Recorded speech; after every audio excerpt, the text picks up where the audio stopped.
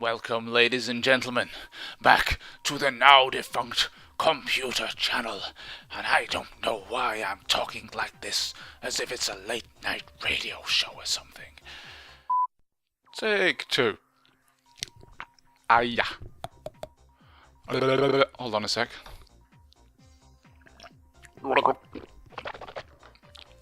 La. Welcome, friends, back to the computer channel, home of scary floating UFO coconuts and what was coming out of that thing there. An alien baby, I expect. And, no! Fruit! Health foods! Keep that stuff away from me. Ugh. Computer channel, that's a large assumption to make about your general demographic. Why do you think people who are interested in computers would be interested in fruit? Or perhaps it's subliminal messaging on behalf of the government, although considering it's under the umbrella of Rupert Murdoch, I guess not. And speaking of large assumptions, it's Big Boy, Barry. Large by name, large by nature. Although he's not really, he's big by name and big by nature. But he's just broken out of his cage there in the background, which evidently was very flimsy, because I could break out of that. Those burrs, they could be bent by a spider. Oh, look at that tie that he's wearing. Looks like a Lion King tie, straight from his own personal wardrobe. You can tell that the budget sank to almost zero by this point. Guys, just bring in your own clothes, they'll do fine. White hot menu. It is white hot ball. Keep it at least. On tonight's show, Worms 2. I look forward to that. Or not, because I was never a big fan of Worms. Well, I can't say that because I've never played it. Such prejudgments are typical of internet reviewers, and it's a trap I will not fall into. But we're going to head back to the arcade now, and an exhausted Barry filling in another pointless introduction sequence. Look at that car wobbling on the screen behind him! My goodness, what was up with its wheel? Anyway, in these modern days of the internet and YouTube, introduction sequences are something of a rarity. In fact, when people do them, they get shouted at. My mic there, somewhat of a gremlin in the world.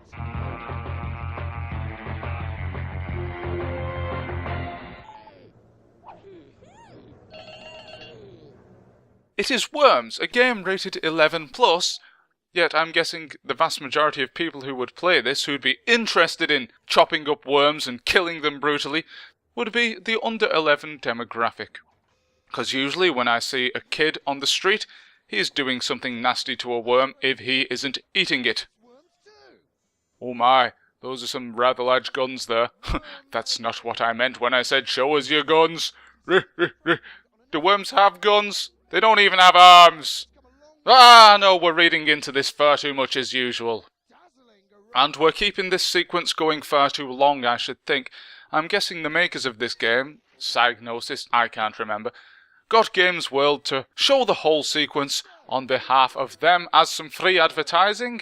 Let's find out from our reviewers, shall we? Boys, it's over to you. But we're back in the studio with Rick Henderson and some other bloke. It's his left-hand man, or should I say his right-hand man. Harry Yack can't tell his left from his right. And Harry Yack should stop talking about himself in the third person. They're here in the Hewland office, which evidently consists of 3 VHS tapes and a bunch of boxed PC games. Do you ever keep your PC games in boxes? Certainly I used to, but these days they're just spread out across my desk. But back then, it used to be a big thing to buy a PC game because they came in these huge boxes that were 10, 20 times the size of SNES and N64 cases, and they were extremely tempting to a 10-year-old kid. Look at titles like Championship Manager with the big football on the front in the big black box, and Ultima. Oh my goodness, how attractive were those Ultima boxes. Yet, when you opened up the package, it consisted of 95% cardboard and 5% the game. Except with Ultima, when you had 1% the manual. Oh sorry, 99% the manual. But with most of those other games, it didn't need to be so huge, the packaging. Or did it? because it made us buy the game, and after all, that's what matters. Who cares about shelling out an extra $1 on packaging when the kids will buy it anyway for a whopping 70 quid?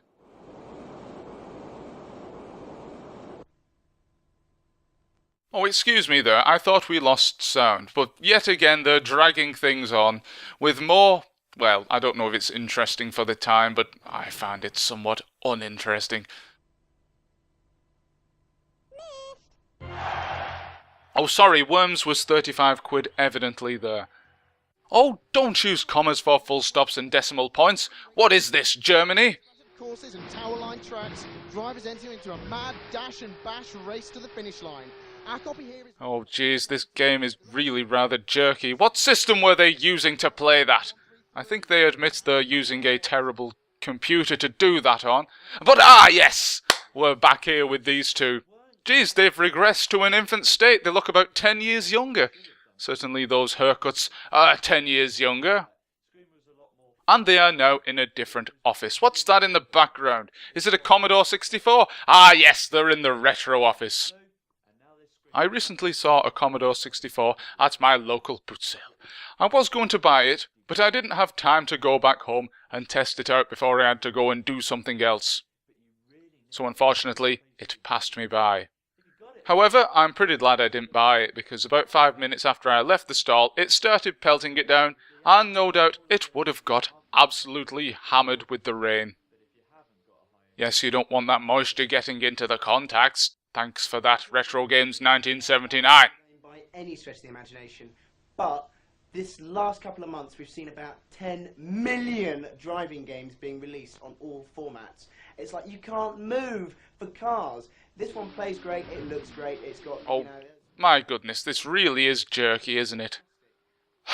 Sorry, I'm going to stop criticising the computers that they used to use, because mine is even worse.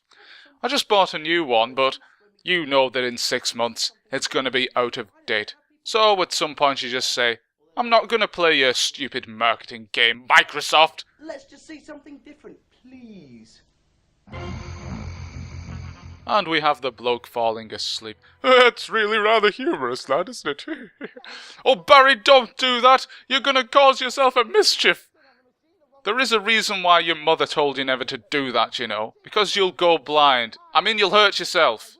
Oh, Barry, you will no doubt pay for your lax approach to regulations.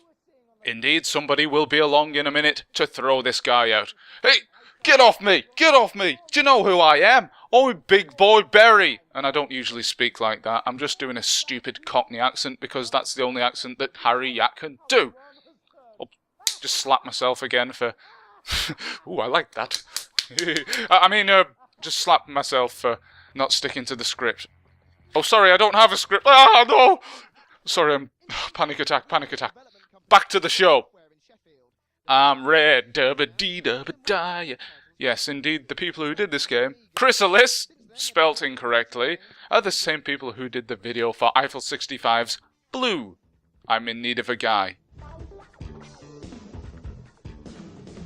We get an insight from the team about how a conversion... And it's time for a boring, dry, technical piece, which I love. Of course, I'm being sarcastic there. Ah, no, don't! Jeez, what is this, a YouTube poop? Oh, stop using those stupid special effects. But at least we can gawp at the fantastic CRT Telliery on offer here. A Telliery. I imagine that's a little bit like a colliery, only more interesting. You can see my industrial roots shining through the Yack watches. PlayStation from the PC. Developer will send us the CD with all of the source code on it, and we'll just take it from there. Incoming message. The team required for a PlayStation conversion would be... The game, it doesn't look very interesting, I do have to admit, though I never used to play those types of games. Oh, look at that kitchen! It's like out of a 70s... More stupid effects. It's like out of a 70s flat, which, incidentally, I used to live in. Not in the 70s, but in the 2000s. And indeed, it was much like that. And I should stop saying indeed, and indeed, and indeed, and indeed. But back to the point in hand. I went round to my parents for Christmas one time, and I left a bottle of milk in the fridge, and I said to one of my flatmates, "You might as well drink that up, there's half a 4-litre bottle there. Don't let it go to waste, will you?" "Oh, okay." So when I came back the next year, 1st of January, it was still in the fridge, and it was the only thing in the fridge, and it had become absolutely rancid, it was yellow, and for the rest of the year, the communal room stank of poop. In the end, we had to get it fumigated and the carpet refitted. That cost us a pretty penny, 200 quid each, and that's a lot when you're a student. What the company sent us and recolour them, which involved putting them through various packages, depaint and Anion Pro, and basically was taking the tiles. Ah, that thing in the background that's covering the monitor is apparently called a spectacle. Not in the same sense that Ant and Dec are spectacles. Stupid British Saturday evening TV show joke there. But in the sense that they are like a human pair of spectacles, except there's just one. I found this strange terminology because I read, "You are entitled to free spectacles." I thought, oh good, I can get eye tests and stuff. But no, it's talking about computer monitor equipment. You know those magnifying things they put in front of the screen that nobody ever used? Certainly not me. Ugh, anyway, you don't need them these days. Oh, I wonder if the anti-glare things... Oh, you could get them for your Game Boy. I used to have one of those. Or rather, my brother did. It was his Game Boy, and he gave it to me when he got the new version, the Game Boy Advance. I knew somebody who called it the Game Boy Advanced. Oh, how we laughed at him. "Yeah, Private Pile, you suck!" Our user interface is far better than everybody else's. Oh yeah, come on, just get on with the show. I don't care about this technical dry stuff. Well, I kind of do, but I'm more interested in that post-it note on the side of your screen. What does it say? Does it say, "Don't let the Games World cameramen into the office, they steal stuff"? I wouldn't be surprised if they did. Nope, I shall not cast aspersions over them. Because this show is almost at a close now, thank goodness for that. It's been fairly fun. I've enjoyed it more than I expected to. And we have Sonic in the background. It's rather difficult to tell what he is. But thankfully Barry told us. It was Sonic surfing. Get it? Like surfing the internet? Oh, I'm just as bad as him. Stealing my jokes from him now. Oh, that looks like a struggle, Barry. I'm not going on that machine. Oh, well, I have no chance to do so nowadays, because guess what? No places have those. But we'll get into arcade machines in a later edition, because now there's what, 30 seconds left of this particular edition? And I should stop saying particular, add that to the list of words that I should shut up saying. Thank you very much, Alex Very, and thank you very much, Hang Glider Video Game. Sayonara, Retro and Limmers.